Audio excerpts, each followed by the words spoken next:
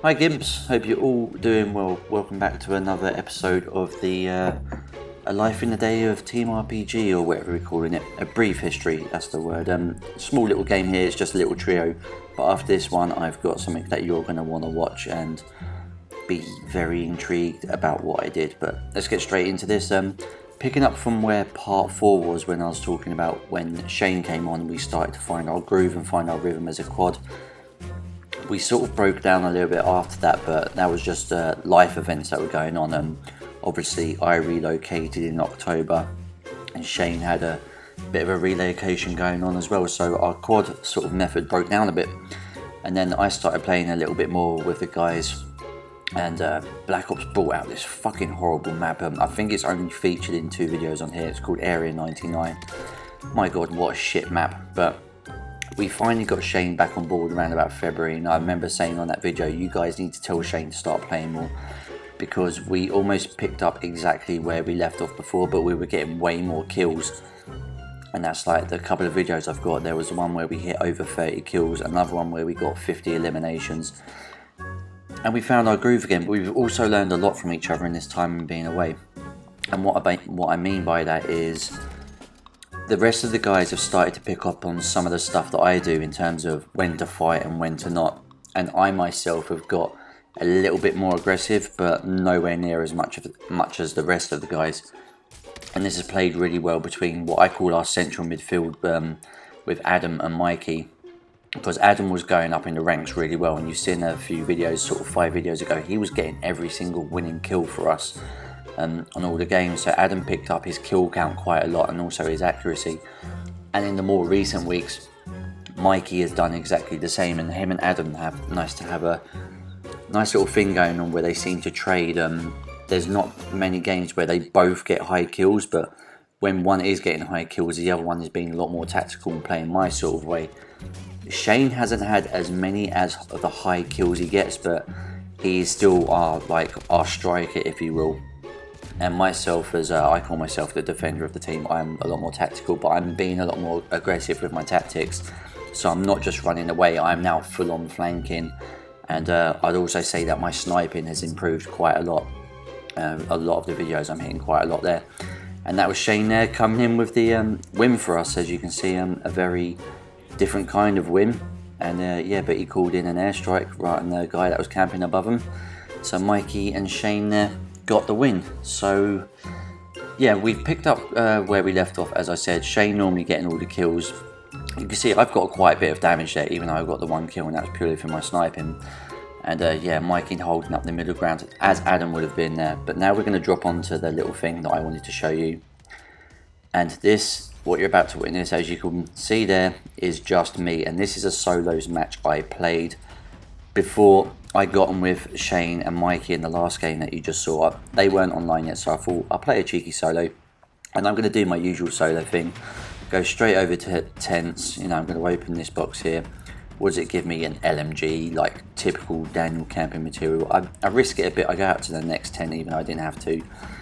It gives me a gold LMG and a freaking trip mine. So I am set for my camping vest. I put that down there and just lie in the corner, and I'm about to be very, very embarrassed because I don't know how I lost that gunfight. In fact, I do. I stopped shooting because I automatically assumed he was dead. So I can also tell you that this match went on for 14 minutes, and I camped for exactly 11 and a half of them. That's why this match is very short and down. I have done you the favour of not witnessing me like this, what you're about to witness. I was in this corner for about 2.5 minutes. After I put that trip mine down, I've done a little edit here. As you can see, I've got a different gun because I went and searched it, and I missed that guy but killed him with my trip mine. So yeah, got my first kill and picked that guy's guns up. I didn't pick his perks up because I'm an idiot. I went and lied down here, and guy jumped over me, ran into my shock stick. But you can see I still did chase after him, but I thought, okay, he's gonna know I'm there, so reset my corner. And by this point, the lobby count was going down. It's like, okay, I can see where the gas is going, I can see where the circle is going. Me and the guys know this bit of prison quite fucking well, so I thought, you know what, I'll hold out here until the gas forces me out. And to my luck, it forced me upstairs, and If you've ever watched any of my videos, you'll know these stairs very, very fucking well. So I managed to creep up here. Unfortunately, no one was here. A lot of the fighting was happening to what would be my left when I come out the store. So a lot of the fighting was over to the left. So I thought, okay, I don't want to get gate kept. I'll put the mortar strike down there, fly over to the building and get indoors. That way, if it's flushed anyone out of the tower, they've either jumped off or into my path here. Again, I don't pick up the perk package. I don't know why. But I've got a gas mask, and the way that the circle is pushing, and I can see that the kill count, not the kill count, the player count is extremely low, and I'm pretty sure now it's gone down to 3 players. I've got the high ground here. I can't see anyone around me, but I'm just making sure that there are no other campers doing a little Daniel tactic.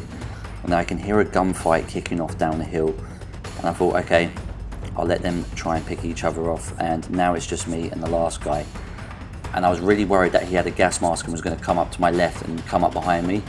So I was trying to stick to the back of the circle as much as possible whilst also keeping the high ground.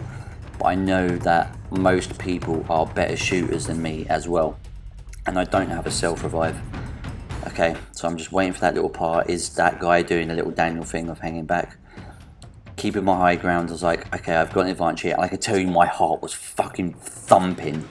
It was painful, it was thumping. But the guy pops out there, you can see with his AR, he's already taken all my armor off. I was a little bit suspect of it, but I was like, okay, just replay, reset the fight, go far back to the circle as possible and see if I can peek into where he was. Some typical Daniel spray and pray there, but that was just to let him know that I was there. Well, apart from the fact I was trying to kill him, and I knew he'd be running out past his tent. But you can see he's jumping and bouncing all over the place, but he gets caught on something, and that shooting there isn't bad for me, and I've downed him. So go for the push, and I have no fucking idea how quick his self-revive is, but I've hit him a couple of times there when he's got no armor. I've hit him a couple of times there as well, and this is where I should have pushed him, because he ran behind there and started plating up, and I assume it's one of the perks he has. But this fucking infuriates me. He comes bouncing around the corner, swinging around like he's playing fucking Advanced Warfare 360 mode, and yeah, binned me off even though I downed him. And that's the closest any of us have ever come to a solo win. And you won't see the final thing because I rage quit. That's me angry. Bye.